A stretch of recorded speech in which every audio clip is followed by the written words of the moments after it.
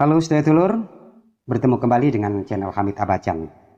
Walau masih dalam pandemi, semoga kita semua dalam keadaan sehat walafiat. Amin. Oke, kali ini Hamid Abacan akan mengulas alur cerita film India yang berjudul. Film yang dirilis tahun 2019 ini mengisahkan tentang seorang gadis cantik yang memiliki keterbelakangan mental. Namun, dia telah dituduh membunuh seluruh anggota keluarganya. Benarkah gadis itu pembunuhnya? Dan apa yang akan terjadi dengan nasib gadis itu selanjutnya? Penasaran? Yuk simak alur cerita filmnya.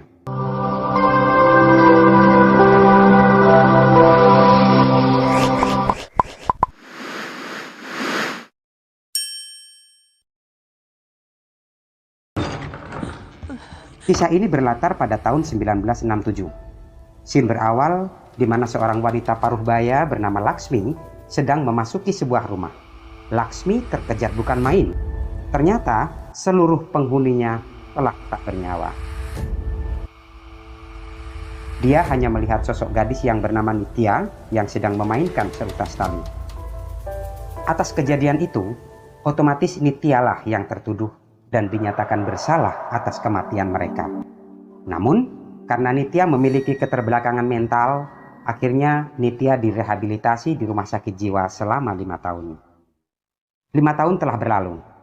Di sebuah rumah sakit jiwa yang terlihat menyeramkan dan terletak di tengah hutan belantara, seseorang datang ke rumah sakit jiwa tersebut. Ia mengaku sebagai dokter psikiater bernama Nair. Sambil memperkenalkan dirinya dan memperlihatkan ID card-nya kepada seorang wanita, sebut saja Renuka. Dr. Nair bertemu dengan Dr. Benyamin, yang merupakan pemilik rumah sakit jiwa itu. Tanpa basa-basi lagi, Dr. Nair mempermasalahkan metode pengobatan yang dilakukan Dr. Benyamin selama ini. Dr. Benyamin menyangkalnya. Justru, dia mengatakan jika metodenya dapat meringankan psikologi pasien dan dapat menyembuhkannya. Akhirnya, Dr. Nair pun dihipnotisnya sebagai pembuktian. Setelah beberapa saat, Dr. Nair terbangun dan sadar jika dirinya dihipnotis. Dr. Benyamin mengatakan jika metode yang diterapkannya sah-sah saja dan tidak merugikan pasiennya.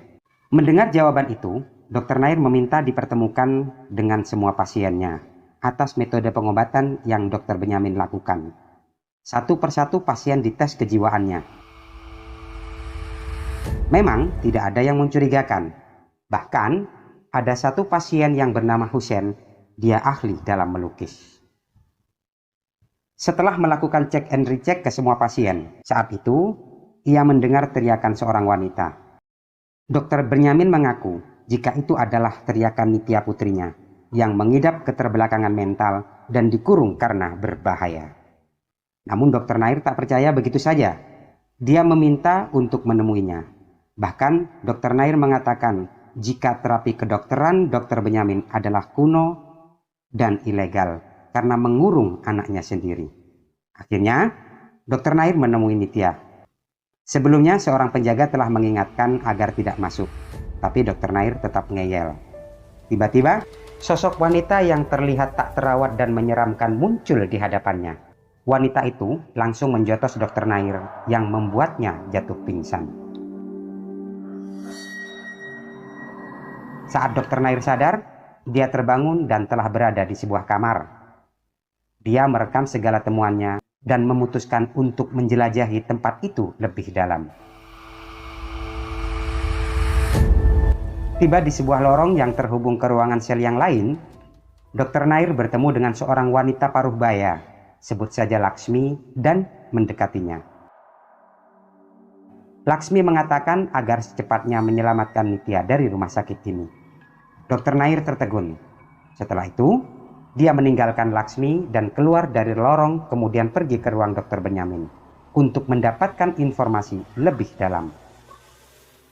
Saat itu, seorang penjaga sedang berpatroli. Di saat Dr. Nair bersembunyi di bawah meja, dia menemukan buku harian dan seutas tali yang ternyata milik Nitya.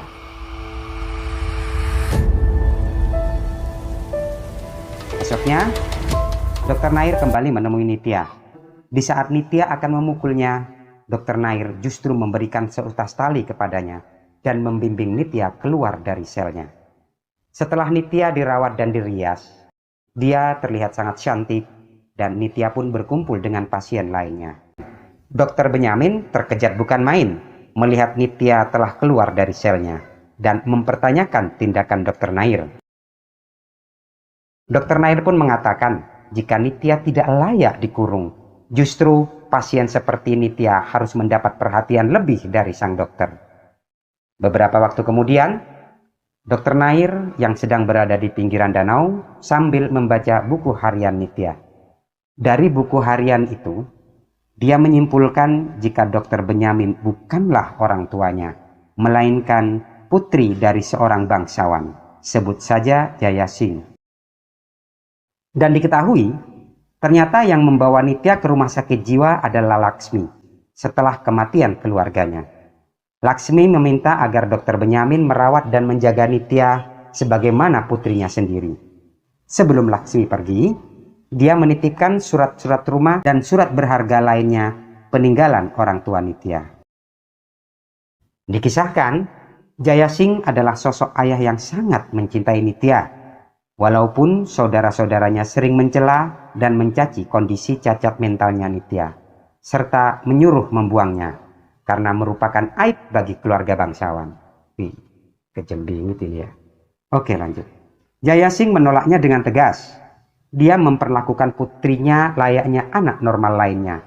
Bahkan karena Nitya memiliki kelebihan lain, Jaya pun melatih Nityanya bela diri. Begitu pula Nitya. Dia sangat sayang kepada ayahnya. Saat Dr. Nair lagi asyik membaca buku diari Nitya, tiba-tiba dia terpeleset dan nyemplung ke danau. Di saat yang bersamaan, datanglah seorang penjaga yang menolongnya. Dr. Nair meyakini jika dirinya didorong oleh seseorang hingga nyemplung. Bahkan, dia mencurigai Dr. Benyamin lah yang telah mencelakainya. Malam hari, Dr. Nair merekam kejadian yang menimpa dirinya siang tadi. Saat itu Nitya datang menghampiri. Nitya melihat foto yang ada di meja. Dia mengingat-ingat wajah mereka, tapi Nitya sulit mengingatnya. Dr. Nair memancing ingatan Nitya, namun tidak berhasil. Sambil memegang tangan Dr. Nair, Nitya menunjukkan bekas luka yang ada di pundaknya. Tiba-tiba, Renuka datang dan membawa Nitya keluar dari kamar Dr. Nair. Renuka menutup pintu kamar dan merayu Dr. Nair serta mengajaknya relaksasi dengan segala tipu daya dan rayuannya. Dr. Nair membalas dengan sikap dingin dan mengusir Renuka dari kamarnya. Ternyata tujuan Renuka untuk mengambil memo dan buku diari Nitya yang pernah diambil Dr. Nair. Malam semakin larut. Saat Dr. Nair di halaman rumah sakit, tiba-tiba seekor anjing pemburu mengejarnya. Dr. Nair lari dan lari dari kejaran anjing hingga ke hutan. Setelah kejadian yang dialaminya, justru Dr. Nair lebih dekat dengan Nitya. Perlahan tapi pasti, benih-benih cinta mulai mekar di hati keduanya. Pucuk dicinta, ulang pun tiba. Kemesraan mereka membuat salah satu pasien lain menjadi cemburu. Sebut saja Jepan yang juga menyukai Nitya. Dia melaporkan kedekatan mereka kepada Renuka. Karena perlakuan kasarnya, spontan Dr. Nair menampar Renuka di depan pasien yang lainnya. Renuka pun sakit hati dan melaporkan kejadian itu kepada Dr. Benyamin dan memintanya agar mengusir Dr. Nair dari rumah sakit. Dr. Benyamin mengatakan bukan hanya mengusir Dr. Nair, malah dia akan melenyapkannya. Ternyata selama ini Dr. Benyamin telah menghilangkan ingatan Nitya, sebab dia ingin menguasai Nitya beserta harta kekayaannya.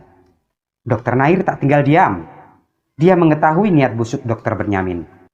Dia pun berusaha memulihkan ingatan Nitya, memancing tragedi masa lalunya, baik ayahnya maupun saudara-saudaranya. Terapi Dr. Nair pun membuahkan hasil. Nitya berangsur-angsur mengingat masa lalu dirinya dan keluarganya, termasuk Pinayan yang merupakan putra Laksmi. Nitya bercerita, suatu ketika Pinayan pernah ditampar oleh ayahnya sendiri dan dikurung tanpa sebab yang jelas. Melihat kejadian itu, Nitya pun marah sambil menggigit tangan pamannya itu. Hingga Nitya dewasa, perselisihan dan pertengkaran antara ayah dan pamannya sering kali terjadi. Puncaknya, ayah Nitya ditusuk dan tewas di tangan saudara ayahnya. Kejadian mengerikan itu tepat di depan mata kepala Nitya sendiri. Dan Nitya pun mengamuk. Namun apa daya, justru setelah kejadian itu, Nitya lupa akan segalanya. Dr. Nair kembali menemui Dr. Benyamin dan mengatakan jika dia akan membawa Nitya pergi, serta akan diterapinya sendiri. Dr. Benyamin menolaknya dan mengatakan jika dia adalah ayahnya. Dr. Nair menyangkalnya jika dia sebenarnya bukan orang tua Nitya dan telah mengetahui niat jahatnya. Mendengar ucapan Dr. Nair, Dr. Benyamin mengancam akan membunuhnya. Di saat mereka berdua bersih tegang, tiba-tiba Jepan menyandera Nitya dan mengancam akan membunuhnya pula. Namun, Dr. Nair dapat menggagalkannya. Setelah itu, Nair mengatakan kepada Dr. Benyamin jika dia secepatnya akan membawa Nitya keluar dari rumah sakit ini. Dr. Benyamin menyimpulkan jika kesadaran Nitya telah kembali. Saat Dr. Nair akan membawa Nitya pergi, Nitya sudah tidak ada di dalam kamarnya. Di waktu yang bersamaan, terlihat sebuah mobil keluar dari rumah sakit dengan membawa seseorang. Dr. Nair mengejarnya dan menyangka jika di dalam mobil itu adalah Nitya. Tak lama kemudian, Dr. Nair dapat mengejar laju mobil itu. Ternyata di dalam mobil itu bukanlah Nitya, melainkan Jepan. Dr. Nair kembali ke rumah sakit dan mencari keberadaan Nitya, dibantu oleh pasien lain yang juga sayang kepada Nitya. Ternyata Dr. Benyamin telah melanjutkan terapi jahatnya kepada Nitya. Terlihat Nitya sudah tak berdaya. Sontak Dr. Nair marah dan terjadilah baku hantam antar keduanya. Dan dimenangkan oleh Benyamin. Dr. Nair pun dijadikan pasien terapinya. Saat Nitya telah sadar, dengan refleksnya Nitya menyelamatkan Dr. Nair. Dengan berbekal bela diri yang diajari ayahnya, Dr. Benyamin pun dihajar habis-habisan. Dr. Nair dan Nitya melarikan diri kabur dari rumah sakit tersebut. Beberapa waktu kemudian, datanglah seseorang ke rumah sakit tersebut dan mengaku sebagai Dr. Nair. Loh, kok ada dua dokter dengan nama yang sama ya? Oke, lanjut, ben gak penasaran. Sambil mendengarkan Benyamin bercerita panjang kali lebar, dokter itu memperhatikan lukisan yang menempel di dinding dan mengatakan jika wajah di lukisan itu adalah pasiennya yang kabur dan bernama Pinayan. Oh, jadi ini Dr. Nair yang asli. Oke, lanjut. Dr. Nair yang abal-abal adalah Pinayan yang merupakan sepupu Nitya. Menurutnya, Pinayan menderita sindrom delusi halusinasi tingkat tinggi dan dia masih DPO. Beritanya telah beredar luas di surat kabar. Dr. Nair menyimpulkan jika selama di rumah sakit ini, Pinayan telah berhalusinasi. Kenyataannya, di saat bertemu Laksmi dan menyuruhnya menyelamatkan Nitya. Padahal, Laksmi diketahui telah meninggal beberapa tahun yang lalu setelah dia menitipkan Nitya kepada Benyamin. Begitu pula saat dirinya nyemplung ke danau, karena ada yang merasa mendorongnya. Padahal, itu semua paranoid halusinasinya sendiri. Atas kejadian yang menimpa Dr. Benyamin, Dr. Nair asli menyalahkannya karena lalai mengenal seseorang meskipun dia adalah seorang dokter psikiater. Tak terima dirinya disudutkan, Dr. Benyamin malah menyalahkan Dr. Nair karena ceroboh hingga kehilangan pasiennya. Tak mau kalah berargumen, Dr. Nair mengatakan jika dirinya nggak masalah kehilangan pasien Pinayan, tapi dengan kehilangan pasien Nitya, sama halnya kehilangan harta kekayaan serta surat berharga lainnya yang sudah di depan mata, termasuk rumah sakit ini, karena semua milik Nitya. Perkataan inilah yang membuat Dr. Benyamin bungkam. Ini seolah-olah argumen dua dokter psikiater yang mempertahankan egonya sendiri nih. Oke, lanjut. Dr. Nair menambahkan, jika Pinayan sejak remaja adalah psikopat. Pinayan juga dilatih bela diri oleh ayah Nitya. Di saat Pinayan melihat ayah Nitya meninggal dan tergeletak di lantai, Pinayan sangat marah dan akhirnya membunuh mereka satu persatu tanpa meneteskan darah setetes pun. Terkuaklah, ternyata Pinayanlah yang membunuh keluarganya sendiri. Mengapa Pinayan hingga berbuat demikian? Diceritakan saat sebelum ayah Nitya meninggal, mereka berdua secara tidak langsung telah dijanjikan akan dijodohkan. Dan kedekatan mereka menumbuhkan benih-benih cinta. Tak heran jika keduanya saling melindungi dan saling menyayangi dan melengkapi. Kini Nitya telah hidup bebas bersama Pinayan di sebuah rumah mewah yang terletak di perbukitan. Walau kondisi Nitya yang cacat mental, Pinayan menerima apa adanya dan sangat mencintainya dengan segala keterbatasannya. Dan film pun buyar. Dari film ini kita bisa mengambil beberapa hikmah. Salah satunya, janganlah memandang rendah seseorang karena memiliki kekurangan fisik. Tuhan akan memberikan kelebihan lain dari keterbatasannya itu.